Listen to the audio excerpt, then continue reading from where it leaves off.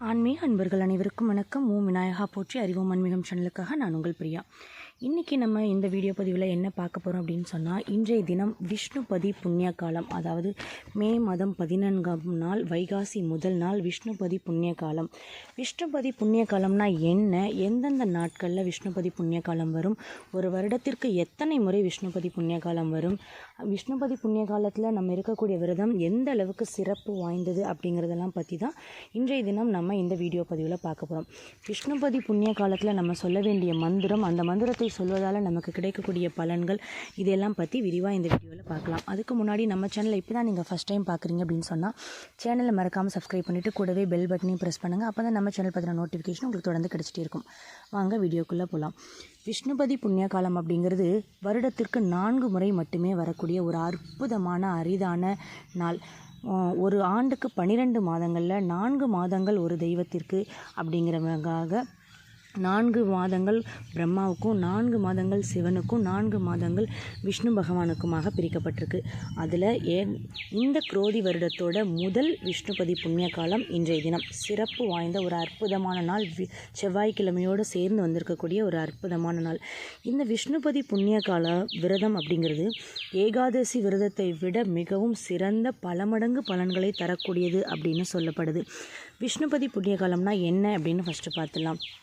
தமிழ் மாதங்கள் படி வைகாசி மாதம், ஆவணி மாதம், கார்த்திகை மாதம் மற்றும் மாசி மாதங்களில் வரக்கூடிய விஷ்ணுபதி புண்ணிய காலம் வரும்.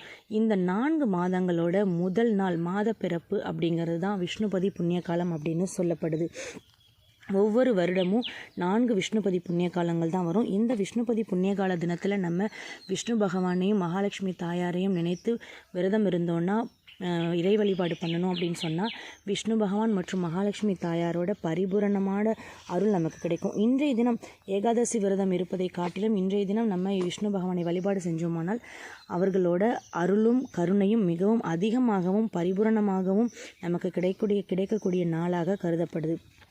ஸோ அந்த வகையில் வைகாசி மாத முதல் நாள் முதல் விஷ்ணுபதி புண்ணிய காலம் இன்று அமைஞ்சிருக்கு. இந்த 4 மாதத்துலேயும் பிறக்கக்கூடிய இந்த முதல் தேதி விஷ்ணுபதி புண்ணிய காலமாக கொண்டாடப்படுவது நமக்கு ரொம்ப ரொம்ப ரொம்ப ஒரு சிறப்பு வாய்ந்த நாள். இந்த ஒரு அரிதான அற்புதமான நாளை தவற விடாமல் இன்றைக்கி நம்ம விஷ்ணு வழிபாடு, மகாலட்சுமி வழிபாடு செஞ்சோம் அப்படின்னு சொன்னால் குடும்பத்தில் ஏற்படக்கூடிய தீராத பிரச்சனைகள், மனக்கவலைகள், கஷ்டங்கள், பொருளாதாரத்தில் ஏற்படக்கூடிய தடைகள், எடுத்த காரியம்லாம் நிறைவேறாமல் தடைகள் ஏற்பட்டுகிட்டே இருக்கா, பணப்பிரச்சனைகள், இது எல்லாமே தீர்ந்து செல்வ செழிப்போடையும் மன நிம்மதியோடையும் குடும்பத்தில் நிம்மதி சந்தோஷம் நிறைஞ்சு இருக்கவும், குழந்தை பேர் நிலைச்சிருக்க, குழந்தைகள் படிப்புலேயும் நல்ல ஆர்வத்தோடு இருக்கிறது, செல்வ செழிப்பு உண்டாகிறதுக்கு எந்தவித ஒரு பொருளாதார தடை, கடன் பிரச்சனைகளும் இல்லாமல் வளமான வாழ்க்கை அமையறதுக்கு ஒரு அற்புதமான நாள். ஸோ இந்த நாளை தவற விடாமல் நீங்கள் விஷ்ணு பகவானை வழிபாடு செய்யுங்க.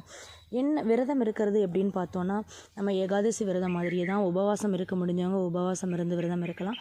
அப்படி இல்லைன்னாலும் நீங்கள் நீராகாரமோ ஒருவேளை உணவோ எடுத்துக்கிட்டு மகாவிஷ்ணுவை மனதார நினைச்சு வழிபாடு செய்யுங்க. உங்களுக்கு இன்றைக்கி உங்களுக்கு தெரிஞ்ச மந்திரங்களில் இன்றைக்கி எதெல்லாம் சொல்ல முடியுமோ, விஷ்ணு பகவானோட மந்திரங்கள், காயத்ரி மந்திரமோ மூல மந்திரமோ விஷ்ணுவோட சகஸ்ரநாமமோ நீங்கள் எதை சொல்ல முடியுதோ அதை கண்டிப்பாக சொல்லுங்கள். இன்றைக்கி கோவிலுக்கு போக முடிஞ்சவங்க கோவிலுக்கு சென்று இறை வழிபாடு செய்யுங்க. கோவிலுக்கு போக முடியாதவங்க வீட்லேயே ஒரு நெய்தீபம் ஏற்றி வச்சு அதை மகாவிஷ்ணுவாக பாவித்து நீங்கள் விஷ்ணு வழிபாடு செய்யலாம். இன்றைக்கி உங்களோட தேவைகள் எதுவாக இருந்தாலும் அதை மகாவிஷ்ணு கிட்ட மனதுருகி பிரார்த்தனை பண்ணோம் அப்படின்னு சொன்னால் அந்த பிரார்த்தனை நியாயமாக இருக்கும் பட்சத்தில் 3 நாட்களுக்குள்ளாகவே அது நிறைவேறுவதற்கான சாத்தியக்கூறுகளை உங்களால் கண்கூடாக பார்க்க முடியும்.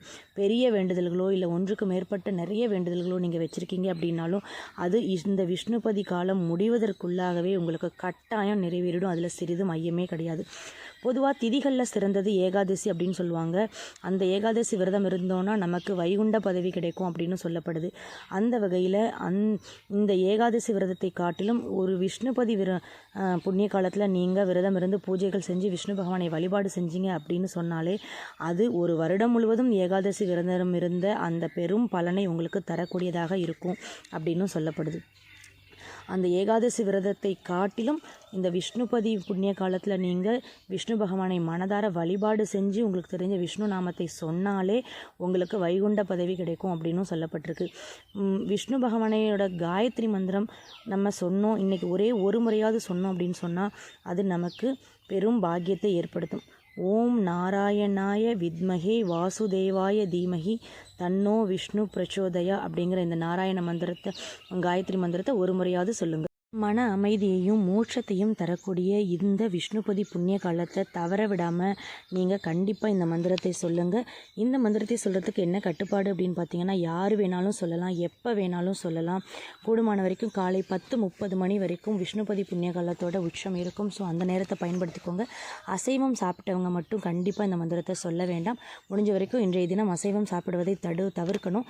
என்னென்னலாம் இந்த விஷ்ணுபதி புண்ணிய காலத்தில் செய்யக்கூடாது அப்படிங்கிறதையும் தனிப்பதிவாக நம்ம போட்டிருக்கோம். அதை பார்க்காதவங்க பார்த்து பயன்பெறுங்க. மகாலட்சுமி தாயாரோட அருளும் ஸ்ரீமன் நாராயண பெருமாளோட பேரருளும் பரிபூரணமாக கிடைக்கக்கூடிய இந்த ஒரு அற்புதமான நாளை தவற விடாமல் இந்த விஷ்ணுபதி புண்ணிய கால விரதத்தை அனுஷ்டிக்கிறது அப்படிங்கிறது பல ஏகாதசி விரதங்கள் இருந்ததற்கான பலன்களை தரும் அப்படின்னு நம்ம ஏற்கனவே சொல்லியிருக்கோம்.